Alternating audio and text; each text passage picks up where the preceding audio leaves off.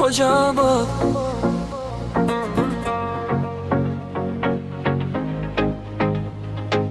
yuragimning bir bo'lagi,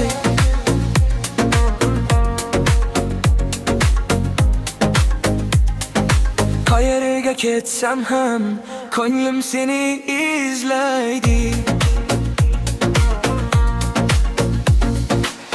Tonglarida qushlar sayrar, bog'larda bolalik izlarim qolgan yo'llarda.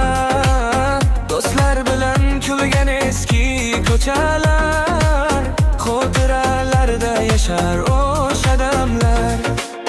Qayga borsam ko'zim seni qidirar, yurakdagi sog'inch yana uyg'onar.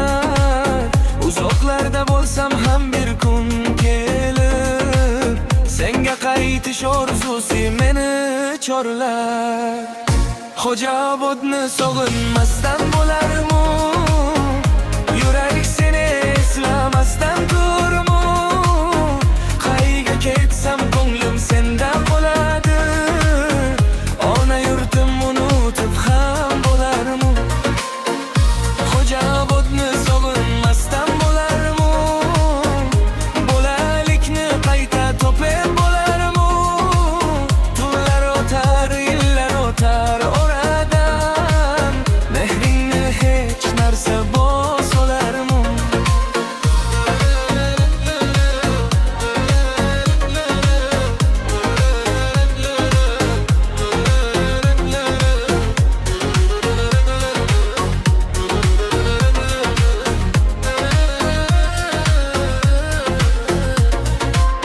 Bahor kelar, gullar ochar dalada, shabada esadi tanish havoda. Har bir ko'cha menga tanishdek go'yo, har bir qadam qolgan yurak qaridan. Onam kutar ochiq yuzli hovlida, do'stlarim bor samimiy davrada.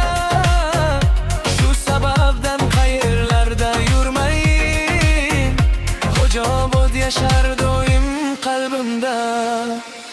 Hocaobodni sog'inmasdan bo'larmi? Yurak seni eslamasdan turarmi?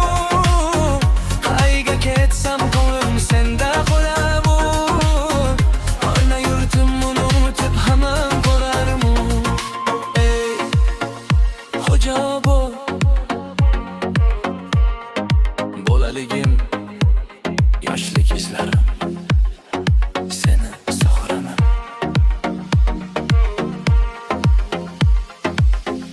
Hoca